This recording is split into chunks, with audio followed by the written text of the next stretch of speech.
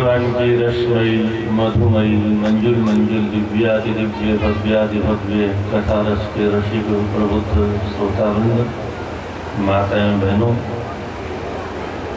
अभी आप चिरंजीवी जैसी से राम कथा सुन रहे थे। कल का विषय अभी बीच में रुका हुआ और एक सज्जन और आज आए थे जो कह रहे थे महाराज हिंदुओं में देवता कितने यही पता नहीं चलता है। इसकी चर्चा हम कल करेंगे विस्तार से, क्योंकि राम कथा है तो थोड़ा भगवत वाल्मीकि रामायण के माध्यम से भगवान राम का जो चारित्रिक चरित्र है, सामाजिक चरित्र है, पारिवारिक चरित्र है, उसका थोड़ा सा ताना बाना आपके सामने रखें। एक पुत्र का क्या कर्तव्य होता है। ये जो ग्रंथ है हमारे सामने, चाहे भागवत है, चाहे रामायण है, चाहे गीता है, कोई भी ग्रंथ है, इन ग्रंथों का उद्देश्य क्या है, कथा कहने का और सुनने का उद्देश्य क्या है। हो सकता है कुछ कथावाचक अधिकतर लोग उद्देश्य से भटक गए हों, और इन कथाओं में ऐसा क्या है जो आपको सुनना चाहिए। ये बात अलग है कि जिनको सुनना चाहिए वो कम सुनते हैं, जिनको नहीं सुनना चाहिए वो ज्यादा सुनते हैं। कौन सुनते हैं? जो रिटायर हो गए, हाथों से भी, पैरों से भी, दिमाग से भी, आंखों से भी, क्या सब तरह से जो रिटायर हो चुके, जो वृद्ध हो चुके, जिनकी जीवन की स्थिति बहुत अच्छी है, अच्छा गुजर गया उनका। क्यों अच्छा गुजर गया? क्योंकि समय अच्छा था। क्यों अच्छा था? क्योंकि पहले तो सिनेमा चला नहीं था, चला तो सिनेमा हॉल में था, उसके बाद में घरों में आया तो इतना गंदा नहीं था, उसके बाद में जैसे जैसे उसमें गंदगी आती गई वो हमारी नई पीढ़ियों ने झेली, और इस प्रकार से हमारी नई पीढ़ी बर्बाद हो गई। आज के जो नवयुवक हैं और नवयुवतियां हैं, वो उनका जो पतन हुआ है उसका मुख्य कारण मैकाले की शिक्षा तो है ही, और उससे भी भयंकर अगर किसी ने उपद्रव किया, हमारे बच्चों के मन मस्तिष्क पर प्रभाव डाला, तो वो है सिनेमा, जो टीवी के माध्यम से घर घर में आया, और उसके बाद में धीरे धीरे मोबाइल के माध्यम से कर लो दुनिया मुट्ठी में। अरे दुनिया तो मुट्ठी में नहीं, तुम सब उसकी मुट्ठी में हो गए। हर व्यक्ति की जेब में सिनेमा चल रहा है, हर व्यक्ति के हाथ में सिनेमा चल रहा है, और सिनेमा वो जब सिनेमा घुस गया अब निकलने वाला नहीं। अब 24 घंटा वो हीरो हीरोइन दिखाई देते हैं। कौन? जो चरित्रहीन है, जिनका नाम लेना भी पाप है, जिनकी शक्ल देखना भी पाप है। आपको नहीं मालूम सज्जनों, किसी भी माँ बहन बेटी को बिना वस्त्र के देखना महापाप है, वो निश्चित तो नरक में जाएगा। इसकी कथा कभी सुनाऊंगा मैं वाल्मीकि रामायण की। सज्जनों, भगवान राघवेंद्र सरकार अपने चरित्र से हमें शिक्षा देते हैं। का तो श्लोक सुनिए वाल्मीकि रामायण का। जिस समय जंगल जाने की बात आई और भगवान राघवेंद्र सरकार को बुलाया गया सुमंत के माध्यम से, और जब पिताजी को बेहोश अवस्था में देखा, सुमंत ने कहा राम आए हैं सरकार। और जो ही राम का आने का समाचार सुना, उठ करके खड़े होने का प्रयास किया और चलने का प्रयास किया, गिर गए। राम जी ने दौड़ के उठाया, गोद में लिटाया, बहुत प्रयास किया वार्तालाप करने का, पर दशरथ जी तो बेहोश थे, क्योंकि रात को जो वरदान मांगा गया राम को 14 वर्ष का, वह वरदान दशरथ सहन नहीं कर पा रहे थे, राम का वियोग सहन नहीं कर पा रहे थे। राम जैसा पुत्र जंगल में चला जाएगा, मेरा क्या होगा। इस अवस्था में बेसुध पड़े हुए थे, और उस अवस्था में जब राम कुछ नहीं बोले पिताजी, तो राम जी ने कैकेयी से कहा, माँ मेरे पिता को क्या बीमारी हो गई। रोज तो मुझसे बात करते थे, रोज तो मुझे आलिंगन में लेते थे, रोज तो मुझे स्नेहांकन करते थे, आज मुझसे बात भी नहीं करते। इसका मतलब निश्चित है अवश्य मुझसे कोई अपराध हो गया, और इसलिए मेरे पिताजी मुझसे वार्तालाप करने को तैयार नहीं। आपको अगर मालूम है तो बताओ क्या अपराध हो गया। तो कहते नहीं राम, तुम अपराध की योग्य नहीं हो, तुमसे कोई अपराध नहीं हुआ है। बोले फिर ये मुझसे बोलते क्यों नहीं है? बोले उसका एक कारण है और मैं तुमसे वो बताऊं और तुम सुन करके अनुसुना कर दो, मेरी बात खाली चली जाए, इसलिए पहले प्रतिज्ञा करो, जो मैं कहूंगी वो तुम करोगे। भगवान राम कहते हैं माँ आपको ये अविश्वास कैसे हुआ? क्या कभी जीवन में मैंने आपकी आज्ञा की अवहेलना की है? क्या कभी पिता की आज्ञा की अवहेलना की है? आज आपको मेरे ऊपर अविश्वास हुआ कैसे? कहते हैं नहीं, आज तक तो ऐसा नहीं किया, पर अब आज जो कुछ तुम्हारे सामने उपस्थित होने वाला है वो ऐसा विलक्षण है कि सुन करके शायद तुम मेरी बात को नहीं मानो। बोले माँ ऐसा नहीं हो सकता, बोले वो बात मेरी नहीं, तुम्हारे पिता का आदेश है। तब भगवान राम कहते हैं हम तो वचनात् राज्ञो पठेयम् अभिपावके भक्ष्यम् विषम तीक्ष्णम् पठेयम् अभिचारणवे। माँ अगर मेरे पिता, यहाँ पर पिता शब्द नहीं कहा, इसको मेरा ध्यान से सुनिएगा, क्या कहा? अहम तो वचनात् राज्ञः, मैं अपने राजा के आदेश से। राजा शब्द क्यों कहा? ये बहुत गंभीर विषय है और आज के इस परिप्रेक्ष्य में तो बहुत समझने योग्य है। राजा सज्जनों देवताओं का अंश होता है। कौन होता है? देवांश होता है। और राजा की आजकल तो गली गली में राजा को गाली दी जाती है। मोदी को तो न जाने कितने लोग गरियाते हैं, हमारे योगी जी को न जाने कितने लोग गरियाते हैं। आपको नहीं मालूम किसी भी राजा को गाली देने वाला नरक में जाता है। वो भले ही राजा दुष्ट है, अनाचारी, अत्याचारी, पापाचारी, कदाचारी है, वो अपने पाप से नष्ट हो जाएगा। और राजा को गाली देने का अधिकार प्रजा को नहीं है। जिस राजा के राज्य में प्रजा दुखी होती है वो राजा स्वतः ही नष्ट हो जाता है। वो प्रजा का साथ भीतर से अपने आप लगता है। तो यहाँ भगवान राम ने संकेत किया राजा के प्रति प्रजा का क्या कर्तव्य है। अहम तो वचनात् राज्ञः, मैं अपने राजा के आदेश से भक्ष्यम् विषम तीक्ष्णम्, अगर मेरे महाराज दशरथ जी मुझसे कहे राम ये हलाल जहर है, ये कालकूट विष है और मैं चाहता हूँ तुम इसको पी जाओ और पी करके अपने प्राणों की बाजी लगा दो, मैं अपने पिता से प्रश्न नहीं करूंगा ये किस अपराध का दंड है, ये सजा मुझे किस अपराध की दी जा रही है, प्रश्न नहीं करूंगा। बिना प्रश्न किए महाराज की आज्ञा का पालन करते हुए वो हलाल जहर पी लूंगा और अपने प्राणों को न्योछावर कर। मेरे महाराज दशरथ मुझसे कहें कि हे राम तुम जलती हुई आग में कूद पड़ो तो मैं महाराज से प्रश्न नहीं करूंगा, ये किस बात का मुझे दंड दिया जा रहा है। बिना प्रश्न किए मैं जलती हुई आग में कूद करके अपने प्राणों की आहुति दे दूंगा।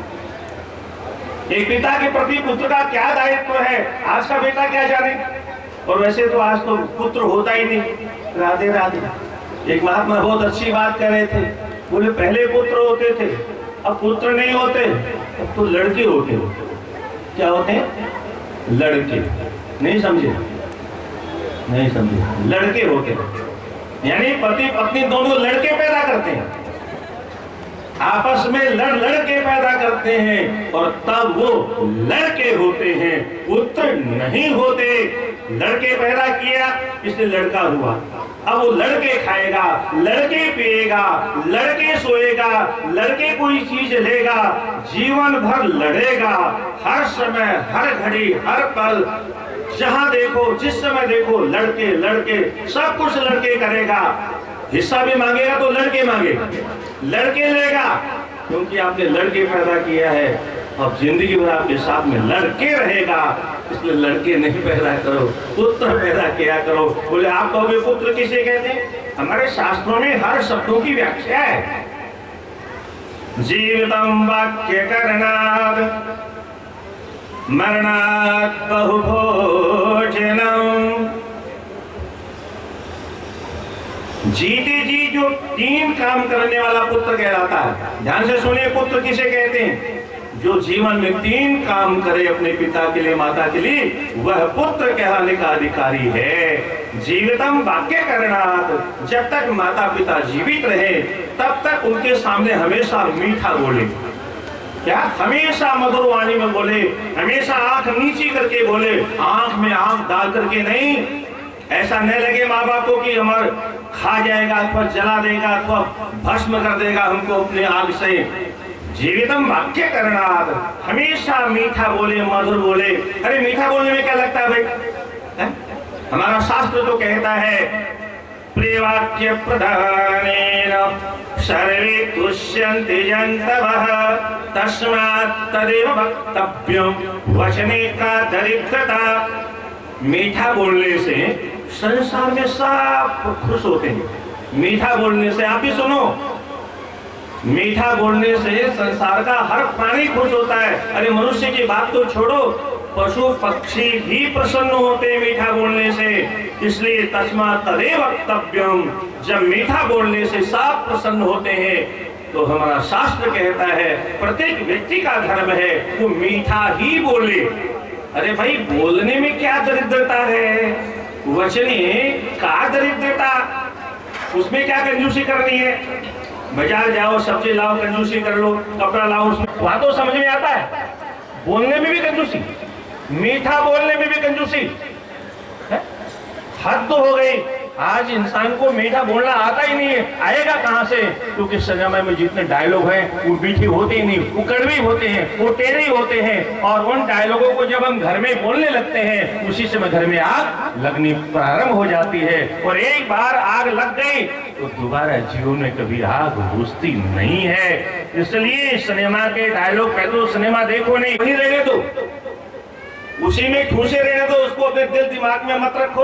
अगर आपने दिल दिमाग में रख करके और सिनेमा वाले डायलॉग अपने भेजे में घुस लिया, ठूस लिया और उसको आपने घर में बोल दिया तो उसके बाद में घर में सुख शांति गायब हो जाएगी। और यही आज घर घर में हो रहा है।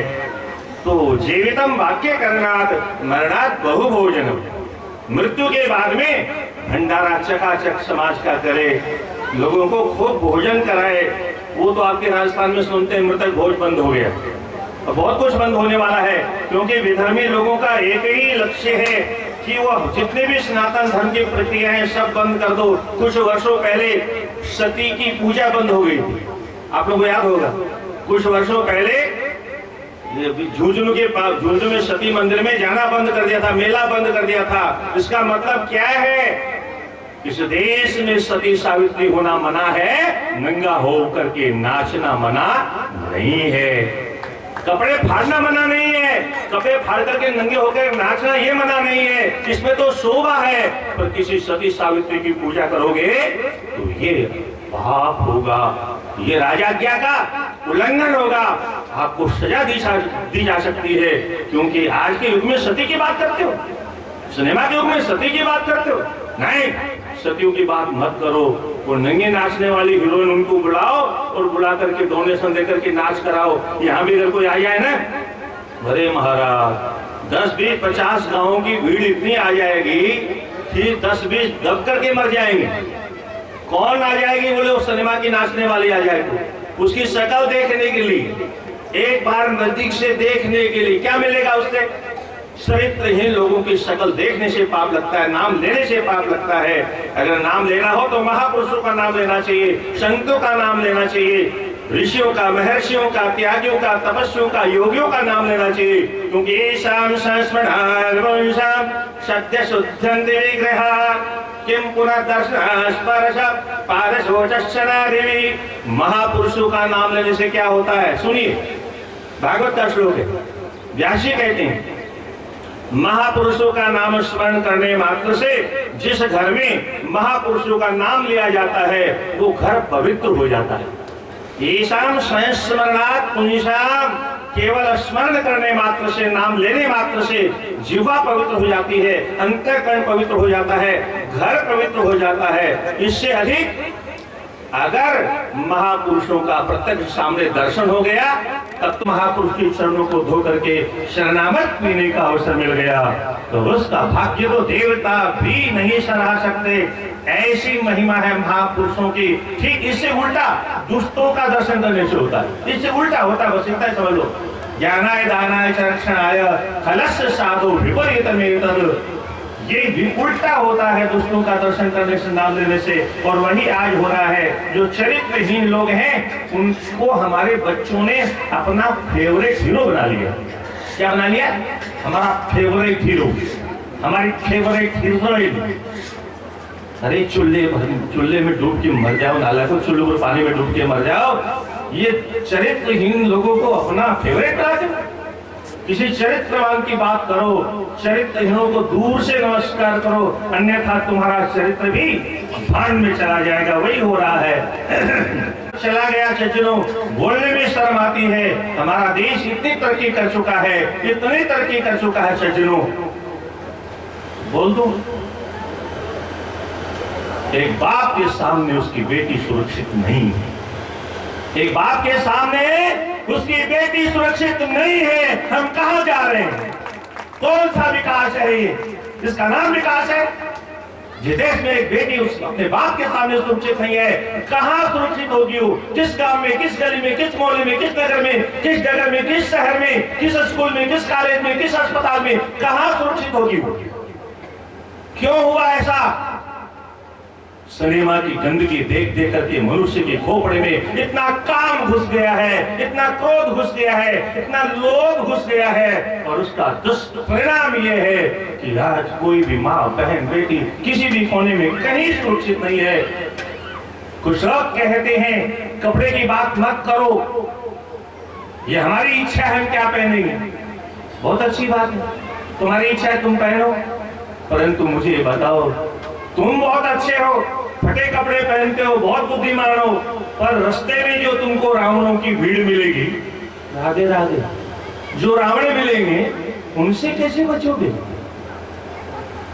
इसलिए अगर अपने जीवन को बचाना है तो सभ्यता से रहना सीखो, सभ्यता से खाना पीना, उठना बैठना, बोलना चलना सीखो। अन्यथा यही हो रहा है, हम सभ्यता छोड़ चुके हैं। और क्यों छोड़ चुके हैं? मेकाले की शिक्षा पढ़ने वाला तो अंग्रेज पैदा होगा। मेकाले की शिक्षा पढ़ करके कोई भारतीय पैदा नहीं हो सकता, कोई हिंदू पैदा नहीं हो सकता, वो तो अंग्रेज पैदा होगा, वो तो ईसाई पैदा होगा, वो तो मुसाई पैदा होगा, वो तो कसाई पैदा होगा, क्योंकि वो तो लुटेरे थे। उनकी शिक्षा पढ़ करके आज भी लोग देश को लूट रहे हैं। और कोरोना काल में, कोरोना जैसी महामारी में भी लोगों ने लूटना बंद नहीं किया। कितनों ने तो किडनी का व्यापार किया, कितनों ने गैस लूटी, कितनों ने दवाएं लूटी। कौन थे वो? किस देश के रहने वाले थे? भारत के हमारे भाई थे वो। कैसे उनको अपना भाई कहें जो अपने भाई को मौत के काल में धकेलने के लिए सारा कुछ क्यों कर रहे थे? क्या सोच थी उनकी? उनकी सोच ये थी कोरोना आ गया है, सब तो मर ही जाएंगे, केवल हम ही तो बचेंगे, इसलिए लूट लो, बाकी तो सब मर जाएंगे, कोई जिंदा रहेगा नहीं, तो पास में धर के क्या करेंगे, हमारे काम तो आएगा।